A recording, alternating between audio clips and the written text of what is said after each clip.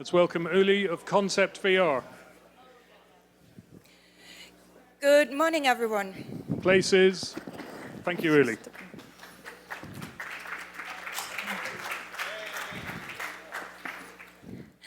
So I don't know how many know me personally. I'm Uli Futschik from Concept VR. I'm the COO. I'm also the COO and co-founder of Freedom 360. So I'm in this business basically as long as Jürgen is. I will talk a little bit about orchestrating stories for VR. There are some stories, some articles going around, or some comments sometimes where people say, oh, I just need to put the camera down. Just put it down in the place and it does all by itself. That's not what VR is. It will never do that, and there's always more involved, as there's always more involved in real filmmaking. So I will tell a little bit about our experience in actually doing productions in VR. I go a little bit over some terms, and then I go into some case studies.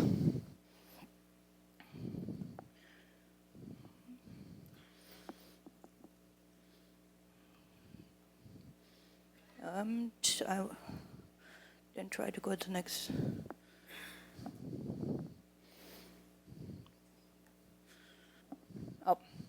So the gist of it is that there's people coming right now from the film industry, there are people from the panorama industry, and they're getting into VR. And they're all professionals in their own field.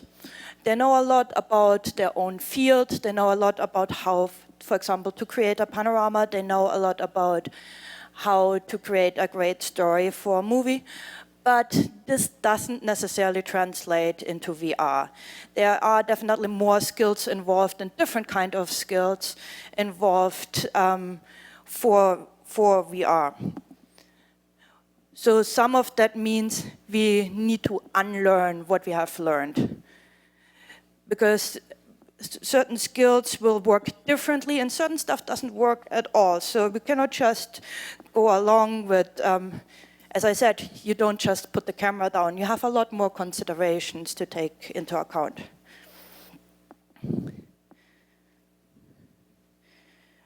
We introduce new dynamics with VR, and that means we have new challenges as well. And those challenges can be separated into about, I put them loosely into 3 categories, which I call conceptual, creative, and technical. So on the conceptual side, we need to define the role of the viewer, as we already heard from what's his name, from Felix and Paul, I'm sorry. So we need to define the role of the viewer. We always do this also in film. We need to define how we want to present the story to the viewer, but now the viewer is actually in the story. So that becomes a lot more intimate, and we need to take a lot more care of the viewer than we do in regular film. And in the end, the role of the viewer will be the role of the camera as well. So where I place the camera, how high I place the camera, how close I place the camera will determine what role the camera plays and will reflect on the viewer. Another thing that, another point I want to make about conceptual is that we need to think about the set a lot more than we do in regular film. We have no frame anymore, we have the full 360 set, and the set plays a bigger role. We want to convey something through the set, otherwise why would we go 360? So there is something in the set we want to use, and the set is a character in and of itself. On the creative side, this goes back to I cannot just put the camera down in one place and have some action in front. So I cannot go with regular film techniques where the action will be frontal. I will have to think about action around the camera. I want to make it interesting. There will always be a main focus, a main action, because we want to follow the story, but there will be other things to discover around. So we will have another character doing something in the background. This might or might not be important to the story, but it fills up it fills the story, it makes it more dimensional. And one of the creative challenges that we view is what Irene was already talking about yesterday. How do we direct and guide the focus and attention? And she already mentioned a very good tool that they developed with the forced perspective. But we also have other tools in VR that we can use. We have sound. And we can also guide the viewer by motion through the frame. We can guide the viewer by sound clues from behind, so that the viewer actually will look to the other side. We can guide the viewer by using other characters in the street, in the experience that will turn their attention to a certain point, so we will turn our attention to the same point. And in the technical challenges, cameras are obviously still one of the big challenges that we have.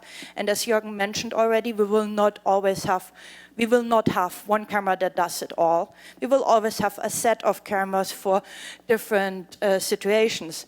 Do we want an easier to use camera? Of course, everyone wants to get faster to the result. We want to concentrate on the story. We want to concentrate on what makes that project exciting. We don't want to probably go into the camera and why doesn't this work? Why does this work? Or how do I do this right now? So this is still part of the big learning curve of VR, because the camera systems are not just one button click and you have everything. But basically, that goes back to film cameras as well. You never will have one click. You will always have a set of tools. Staging becomes very important in VR.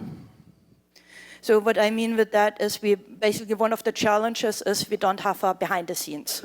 Everything is in front of the camera. We cannot hide anything. So every additional equipment, every additional crew, we need to find a solution where to go, where to put it, how to hide it, how to make it look natural. And then one of the other challenges that Jürgen already talked about is camera motion.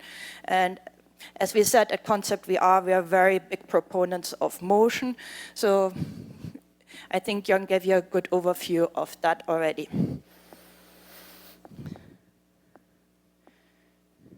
I want to show you a couple of new rules that we discovered while producing VR experiences. And they might apply sometimes. Rules are there to be broken, but those are the general rules. Sometimes you want to break them to get to a certain effect, but in general we want to start out with if we have our rectangular stitched movie, we want to put the main action into the center. We put it into the center because this is how the movie starts when we put on the headset. So the viewer will look at that point first. And we also want to keep this point, so if we don't use forced perspective, or if we don't use it if you're still in one scene where the forced perspective is not applied until the next cut, we want to give the viewer a chance to go back to the main action, and it's easiest if the main action is always in the same place. So we put it in the center, the viewer will always start in the center, looking at the main action. Another rule that we apply to our experiences is that we want the direction of motion towards the center. That feels most natural when we have the headset on. It feels like we're moving forward. It feels a little bit weird if we're moving backward. That's not natural. We as a human being, want to turn around and see where we're actually going. And sideways might work sometimes, but general rule, start out with looking in the direction you're moving in. And then the last kind of rule or idea that we discovered while shooting VR is the subject distance is one of the most important tools that we have in VR. The closer a subject is to the camera, the more important we will assume this character is. The character takes up a lot more space in our 360, and we will probably look at that character. So if a character is closer by, we assume it's more important. If a character is in the background, it might be less important for that scene. Doesn't mean it's not a main character. They might move in and out, closer and further away from the camera.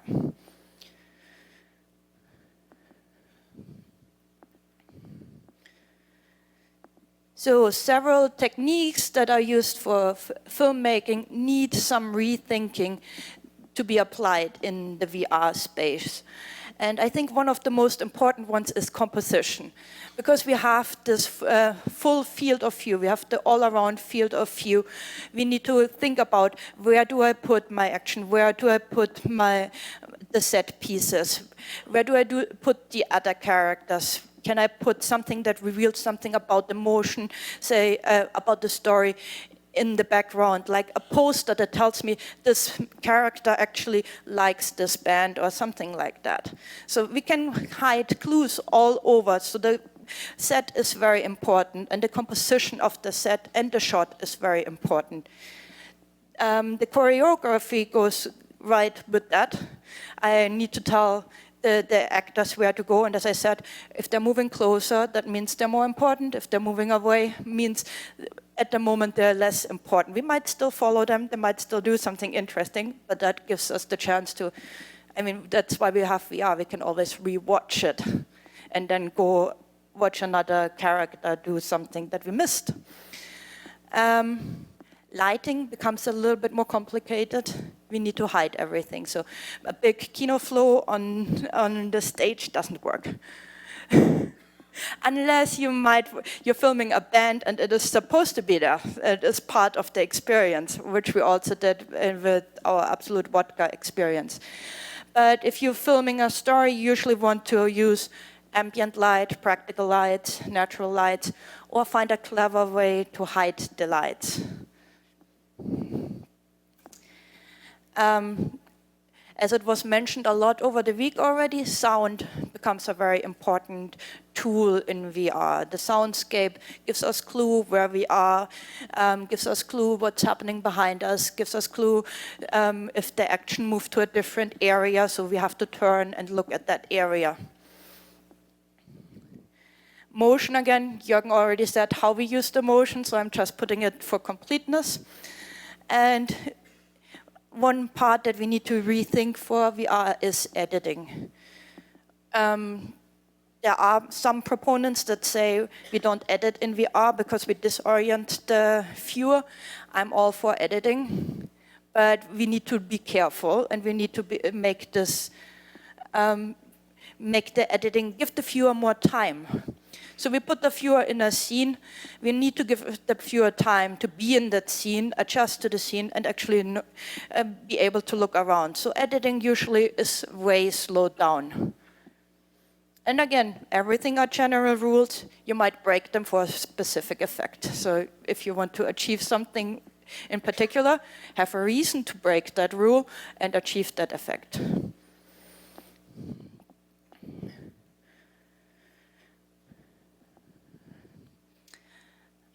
I will start now talking a little bit about experiences that VR production, that Concept VR did over the last year, and some of the challenges that we faced while doing those experiences. And I separated them into 3 parts. So let's talk about what actually what was happening. So the client comes to us, wants to have a piece, which we called caregiver. Here it had a different name later on. It was supposed to be a one-shot experience, one shot, one take. It was supposed to induce empathy, of course. It was supposed to convey a certain story. And we didn't have a lot of, it was one shot, so we don't have a lot of time to tell the story. We don't have a lot of, we cannot cut to certain things as we would do in regular film. We would maybe cut close to something that is important to that story. We cannot do this. We have one shot and we have the same. This was a stationary camera, so that means everything had a certain distance, and the distance besides the people who walked in and out didn't change for the objects. We also needed to convey the relationships between the characters within the first couple of seconds. So what is the setup, what is the story, how do they relate to each other? Then while the story moves along, we never moved the camera from the center position where it was, but action was happening in a different area, so we need to direct the viewer to this area somehow. So those are the challenges with the story. On set, we had this particular story had a big challenge with the set. And with basically every set you have in VR, you have to deal with what is there. Of course, you dress up the set, you put props there and here, remove stuff, try to hide the ugly stuff, make it look, unless you want to go for that in your shot. But in general, when you put a camera in a location, you have less options than you have with a film camera, because you have everything. So you just need to, again, you decide, this is important for the story, I need to get closer to this area. This area doesn't really work for my story, how can I hide this area, what can I do? It's a lot harder if you have to consider the full 360 set. One of the story points was that we see different family members in the space. They are not interacting with each other, they're all doing separate activities. So this set needed to be able to have places where people could actually do different things. So first idea was having a TV and have the family sit on the TV, and then we see the kitchen, open kitchen layout, and see the other half of the family being in the kitchen. That didn't work for this story, mainly because we couldn't find the set that we envisioned. So we were plotting down what should the set be for this story? How can we actually have those storylines, those points that we want to convey? How can we actually make this happen in a real location? And one of those points was also we needed to have a wheelchair in the scene. That is a very difficult part because you need a lot of open space for this. We found a location and we made it work, but we adapted. In the end, we need to adapt the story to the location that we had. And another important thing that's always one important challenge is that we cannot, if we work with actors, we actually would like to see their performance, we would like to see hear their dialogue, we want to see where they're going. All we can do in VR is first, of course, practice and watch them be in the scene while they're doing the scene. And the next thing is we need to find a way to monitor the actors out of the frame, so in a different room. Usually means we have to lay down wires between the cameras and into a different room where we are and try to see as much as possible. And in addition to that, we have clients, directors on set. They really want to see what's happening. They don't want to fly blind. It's really, the biggest question is, I need to see this now. For most people, this is the first time they do a VR production. So they need to see what's actually happening. After a while, if this is the third, fifth experience, they might come down, but still, you need to monitor the actors. So one is a live monitoring system to another room. The other part is to, after you actually filmed the take, you go and have someone on set stitching right away. So you get a preview of the actual scene. You can zoom in onto the actors. You can zoom in on the different performances. So let me show the set that we finally came up with. So we have an open floor layout. We have the, let me see, I got this one. We have the dining table over here. We have the kitchen island in the center. And we have another seating area back behind the kitchen. We have 4 characters in this scene right now. We have a boy doing some homework. We have a girl in the background being on her phone. We'll see. Later she's taking selfies, so she is not very involved with the family. And we have the father cleaning up, preparing some food, and the mother coming home, bringing in some groceries. So this is our establishing shot. We already see the 4 members of the family. We see that the mom is hardworking. We see that the father is helping out with the household. And we have 2 school-age children, one doing the homework, the other playing with the phone. So what else do we have in the shot? This is a wide area. As I said, we needed a wide area to accommodate a wheelchair, and I'll show you that in a second. Right away, we see there is a work area set up and the laptop, and this is actually the area closest to the camera. This is centered on camera, so we will know whatever is happening will be happening over here. That's the main action.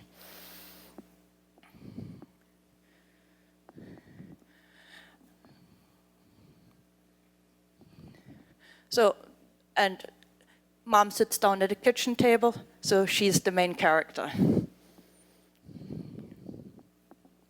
One thing that we sometimes hear is that you cannot enter a frame or exit a frame in VR because you see everything, but you actually can enter and exit a frame if you have a physical obstruction. So you can have, we have a wall here, so right now the grandmother is entering the frame from the side. So we add another character into our story.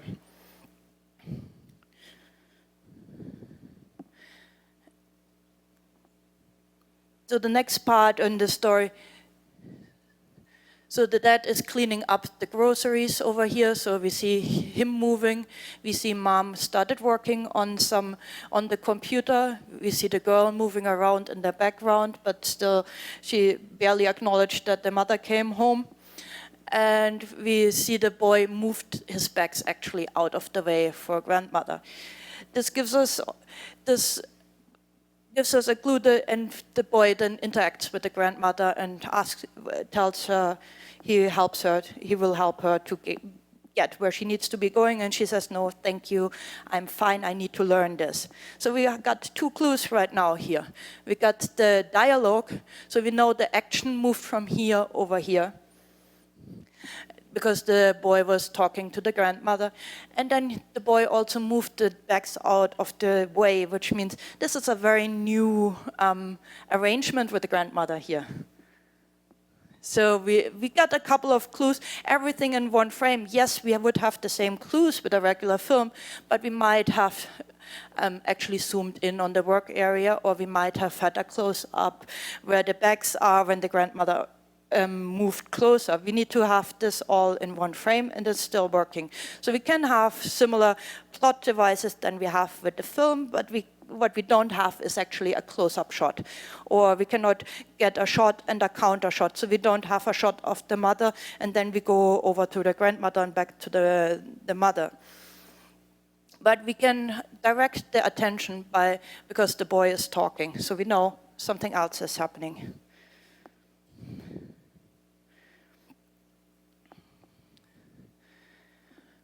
Now, when the grandmother starts moving, our attention will follow her.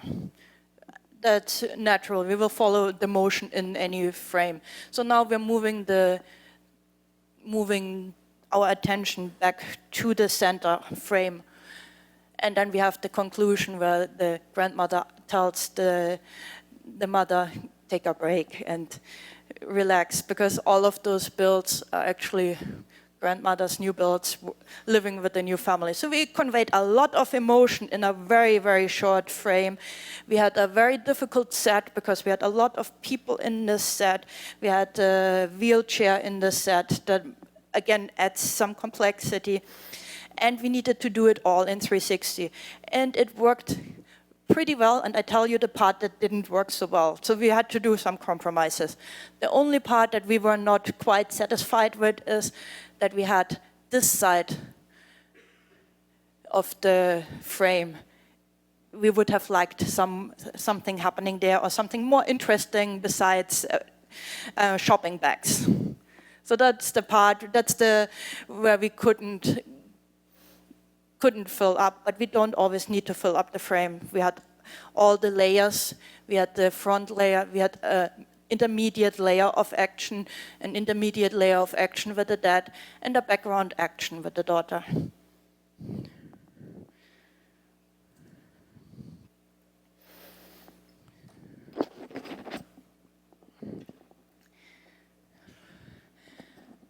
Now let's move on to a completely different VR experience. Last year in September, I think, we shot a piece for the musical School of Rock. It's one of Andrew Lloyd Webber's new pieces, and they wanted to promote the musical starting on Broadway in New York with this piece. The song they wanted to shoot was I'm in the Band. And this was supposed to be shot in one single take, no cuts. So we needed to make sure that the action that we place around the camera will be manageable in post. And we know about post, we have to stitch, and we want to get rid of all the seam lines. So we were very aware of the seam lines, and we were very aware of what the camera will capture and where it has to be. And the actors were instructed to be in certain areas and don't stop in other areas so that we actually can achieve a good stitch afterwards.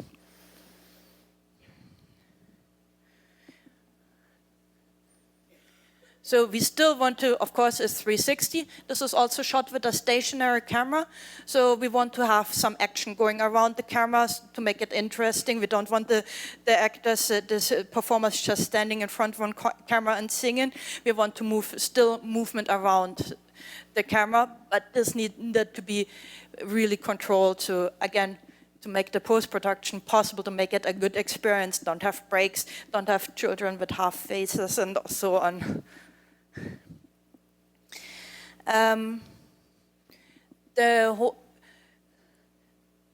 The song length was about 5 minutes, and the resetting time for the whole for getting the set back to its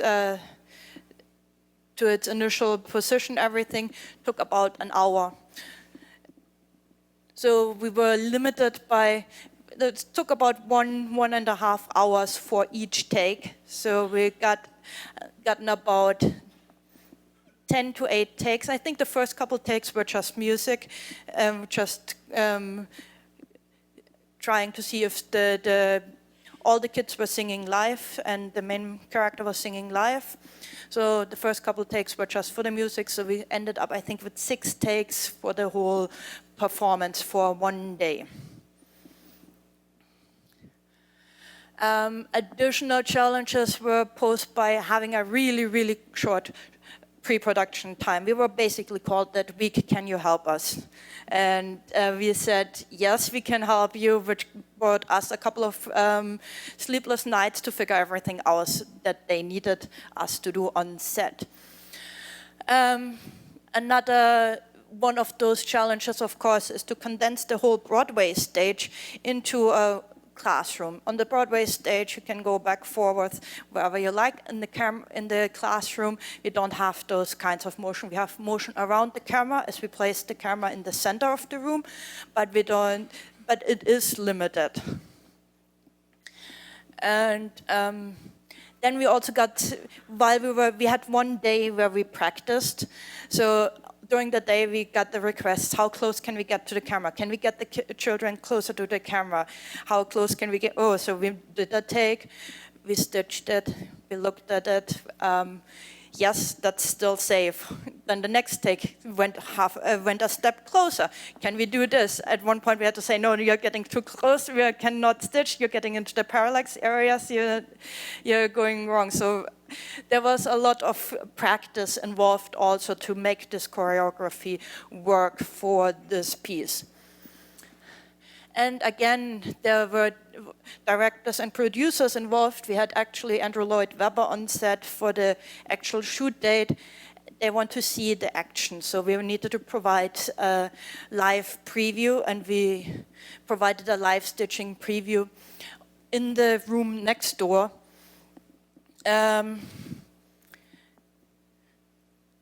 That gave us a couple of challenges because since there were performers, there were no cables on the floor. So all the cables need to go all on the ceiling around the room. We were glad that there were grips on site that actually helped us with the cables, but we still had to do a lot of ourselves to get a bundle of cables into the next room on the ceiling.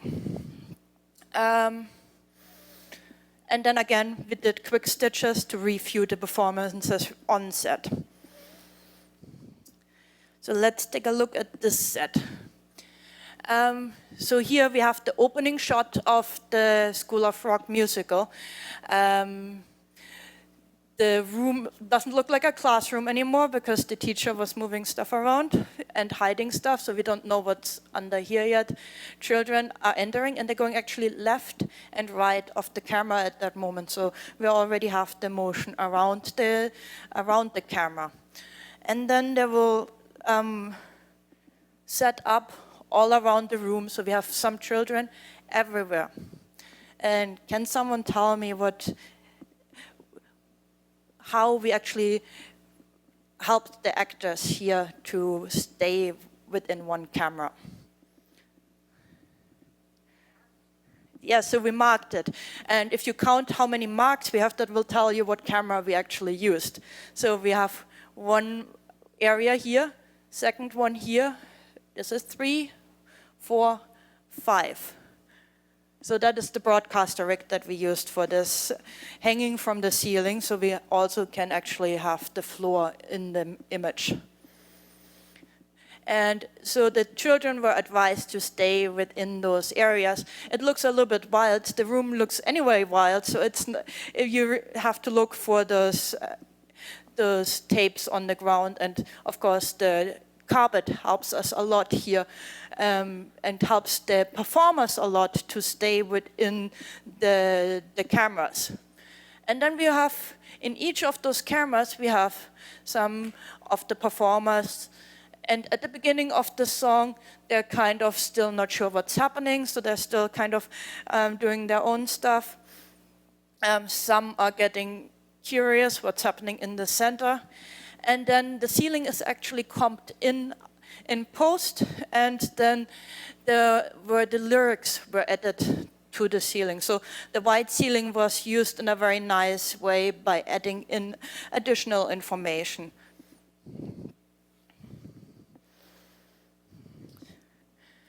Now here we have, so this was one of the times where we had the actor really come close. So we had him come close to the camera, and the question was, of course, how close can he come? So how do we do this coming close and then leaving the camera? We really went straight into the camera and told him, before you cross the seam, because you're going into the parallax area of this camera, you have to go back again and then move on to the next camera. So that was, he was showing, follow me. That's what he's saying there, is follow me, and then he's moving into the next camera in the next frame. So he is now over in the second camera. So the action is moving around the room by going from camera. Then the main character, again, is here to the next camera, and then we're moving over to the fourth camera.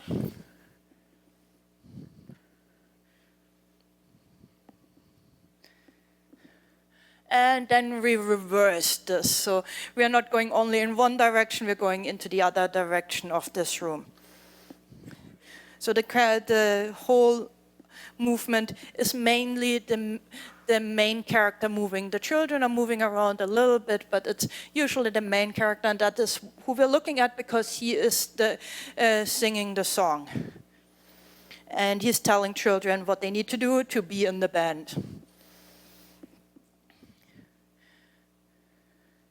Now in this shot, the attention is all, again, towards the frontal position. And the children help us to actually find this position. They're all looking there. So if we would have looked around the room in the previous segment, we would have looked back here again to the center, because all of the children's attention is now focused towards the center.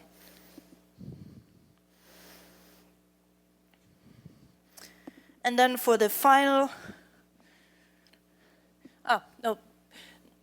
then from the center focus, actually, we move, he is calling onto the kids, and then the kids answer. So we hear in the set that the kid answer, we need to look where it is, where the children are actually in. We were proposing spatial sound. It was not within the timeline for this project to add spatial sound, because I thought that is a perfect example to actually have the spatial sound, because they say, I'm in the band, and then he says something else, and then some other kid says, I'm in the band. So that would have worked beautifully, but unfortunately was not within the timeline for that project, because it needed to go live very soon.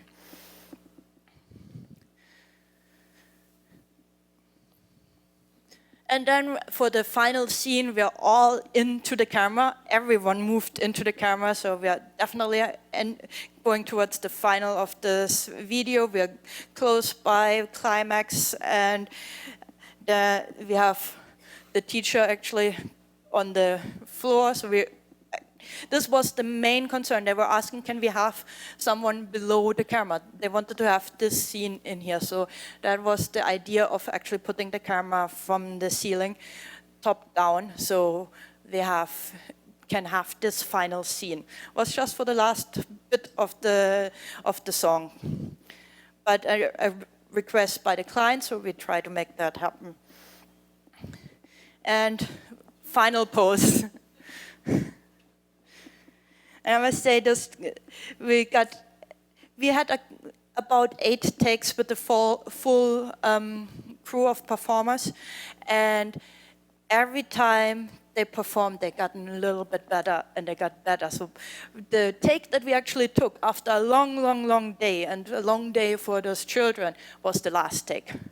That was what it made. They just gotten better and better. And that's one of the advantages if you work with stage performers. They will perform every time you go. So this is one of the nice things, that they knew exactly what they needed to do. Of course, the first couple of takes where we were looking at facial expressions. So the director went in and said, okay, you need to smile more. You looked really strange in this part. Went to each of the children and told them, you're standing kind of weird in this one, so you make sure you adjust that. And they adjusted that, and we got a phenomenal take at the end. So heads up to those children, and also to the main performer here. I have one more example for you, and we're switching gears now completely. So for the first 2 pieces was 1 shot, 1 camera. Now we're moving to several shots with cameras in a lot of different locations. So we have actually an edit for this one. Challenges are sometimes similar, but each VR experience usually has different challenges. So this time we have a 10-second event, and we want to make a VR experience out of it. Because a rocket launch, it's 10 seconds, it blasts off and it goes. So how can we make a story out of this? Part of it is telling the story of the rocket before it launches, of course. Unfortunately, what we couldn't do is actually tell the full story, because that starts 2 years before the rocket blasts off. It starts 2 years to being built, then all the parts being transferred and then assembled. So those parts we couldn't tell. But we can tell other parts. We can tell parts of the story, how big the site is, how big those objects are. So we will pick, I think a lot of you already saw the rocket experience probably. Yes? And experienced it hopefully with the Rumble pack. So a couple of constraints come with a rocket launch. You need to clear the pad where the rocket is hours before the rocket actually launches. And because of security clearance, we only had 2 people on set. Then you saw the shockwave in the experience. You really need to make sure that the camera is in a position that it cannot move, that it's not blown away or blown over. And also we need to make sure that the cameras themselves survive, and all of the cameras survived. So what we did, we used the Explorers, Freedom 360 Explorer setup, and all the cameras survived. Nothing happened to the cameras. Got really dirty, and the dirt still needs to is still in there, but everything survived. Another challenge with a rocket launch is you cannot record sound where the rocket is. It's just, it will blow anything out. It's, I think, 64 times louder than a race car engine, 64 times. So the sound actually was recorded 3 miles away. Other challenges usually posed by the client is you want to be as close as possible. But they told us kind of was you need to feel like you have to fear for your life in the position that you're watching the rocket. So that was how close can we get to the rocket? Technological challenges we had, this was a night launch. We have completely dark sky, we're outside, we're not close to a city, completely dark sky, and then you have this blasting rocket on the other side.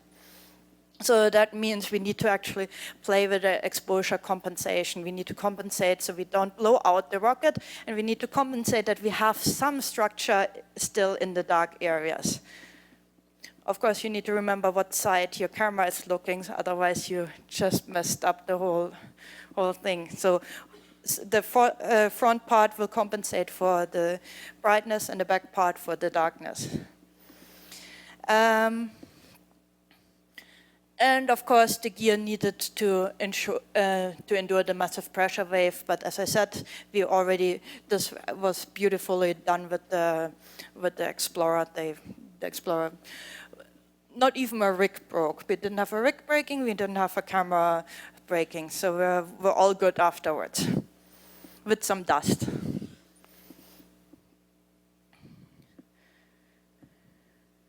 So one of the parts, as I said, the camera needs to be completely solid. So you see Jürgen filling up sandbags to make sure none of the cameras is moving when he is actually positions those cameras.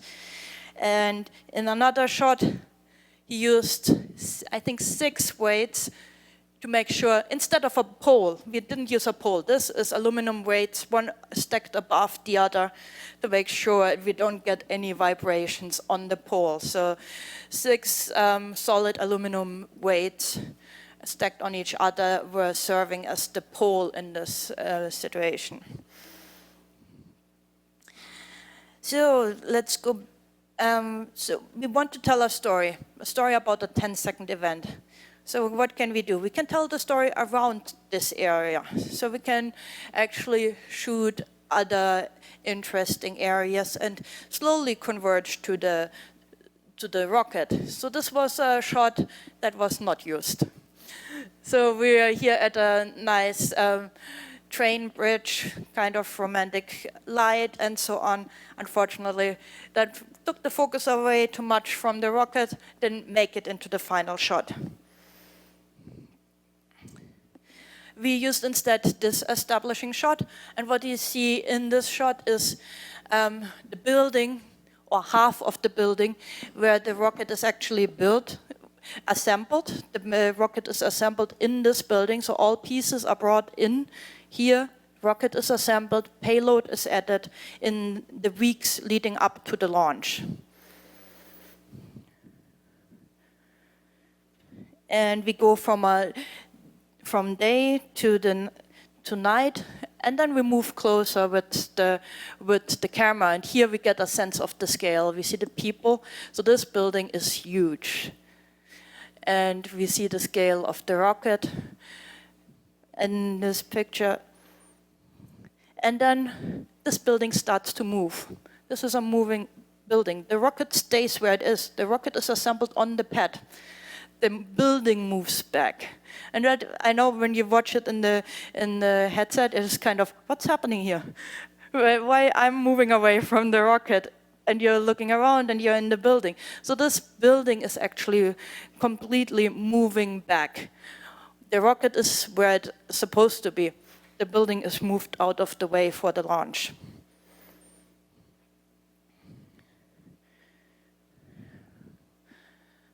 So this is then when we're already further back. I think it moves a little bit further back. This gives a little bit disorientation at the first when you watch it in VR, but it also helps. It is not, the motion is still is comfortable. I'm a little bit sensitive to motion sickness. I didn't get motion sick in this one. And I hope nobody else did either.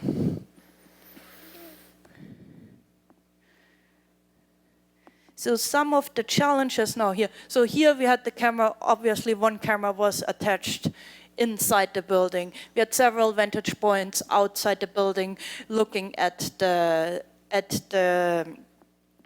MST, that's what the building is called, and the rocket. So then between the building rolling back, let me go back for a second. Between the building rolling back and the pad clear, which means nobody is allowed in this area anymore, was 1 hour. And in this 1 hour, Jürgen and Matt needed to set up 5 different cameras. And some of those cameras were in the counterpart of this building, which is 28 stories high. So one of the cameras was on the counterpart of this building, on the roof, 28 stories high, somewhere at about 15 feet high. And so they had 1 hour to set up 5 cameras. So this is one of the other challenges. You don't have a lot of time. First, you wait and wait for the rocket launch, but when it really comes, when you need to clear the pad, you don't have a lot of time. You need to make sure your equipment works as it's supposed to be working. No elevators, all walking stairs by Jürgen Geertz. And one vantage point, so another point that Jürgen picked out earlier to actually use as a camera setup was a lightning tower. Turned out they didn't use that lightning tower anymore. So he would have had to climb up this lightning tower, also about 28 stories high. But that lightning tower was not in use anymore, so there was no ladder to climb up anymore. So that one didn't work out. There was another vantage point he tried to get, was not possible.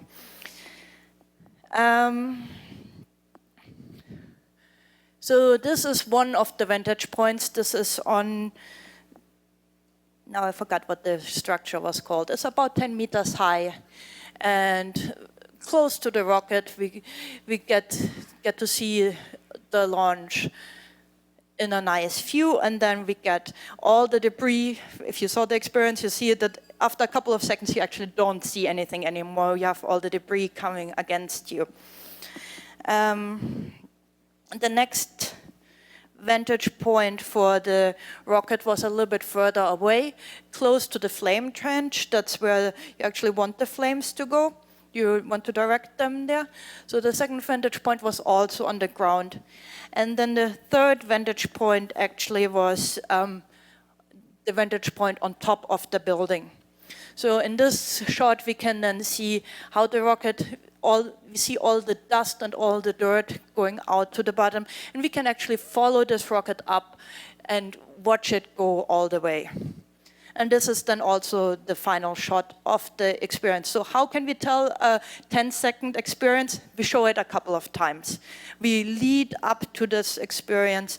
We show the scale of it. So at the point when you see the rocket blast off, you're already, wow. You had a couple of wow moments getting to this point. And then we don't show you one time the rocket launch, we show it to you 3 times. And then we added a little bit something afterwards. So the directional sound actually was our idea, didn't come from the client. So the directional sound was our idea, and we found this sub-pack. I'm not sure who came up with it in our... Jürgen came up with it. Jürgen found it and said we need to use it for the rocket launch. So then that adds another component to the project, because you don't need only a spatial sound, but you also need to mix the sound now for the sub-pack. The sub-pack reacts to some frequencies, lower frequencies, so you want it to react at the correct time, so you get the full feeling of the rocket launching. That is it for me, and let me know if you have some questions.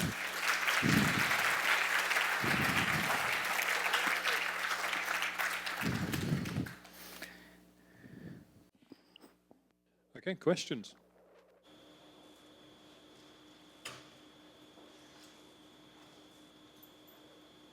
On School of Rock, and when the actors were passing over the stitches, is that what they were doing, or how was that working? I wasn't clear on that. Can you elaborate a little bit on how that? I understand they were sectioned off, but then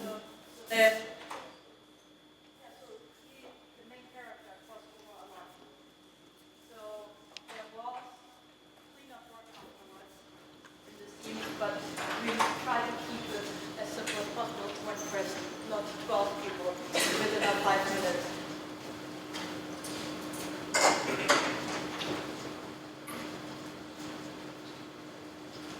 Really great work here. How bright is a rocket at night? And how dark is the desert at night? And it wasn't in the desert, it was actually in California, Vanderbilt. And let me see.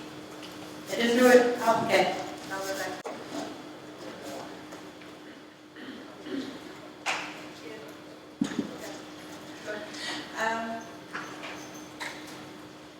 So I wasn't at the rocket launch. I actually don't have the security clearance to be there. I was very sad. So I don't know how bright it is. I guess my question is, how do you compensate? How do you compensate? You use the exposure compensation on the GoPros. So you set it to the highest value you can set.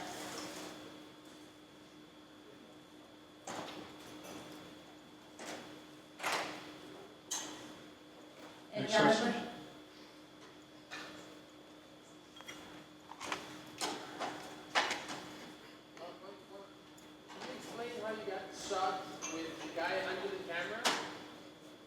That was the broadcaster rig, and the broadcaster rig can be mounted from the ceiling. So the bottom camera was actually covering him completely. Oh, so you just set them the same height with the Yes. same thing? Yes.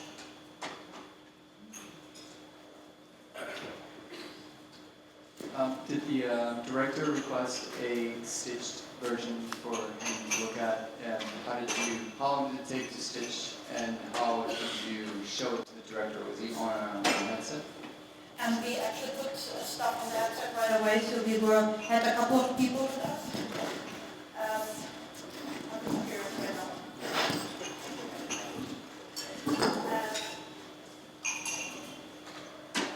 So we were stitching on set, took us a couple of minutes.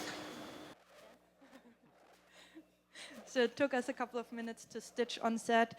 We right away handbraked it for the gear and put it on. With the caveat, we explain there's a lot of explaining still to do to the director, but that is the stitch lines. There are still stitch lines in there. This is a quick stitch, and they mostly needed it to actually look at the faces, at the emotions. So there was not so much about the stitch lines, but we also looked at the stitch lines to determine if someone stepped too far in, too far over one, or to the left or to the right. Any more questions? Yes?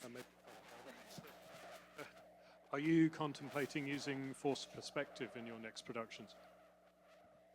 Well, as I said, every project is different, and if it fits with the project, we will use forced perspective. We're looking actually forward to using all the tools that Deep will provide. Okay, thank you very much. I think that's a wrap.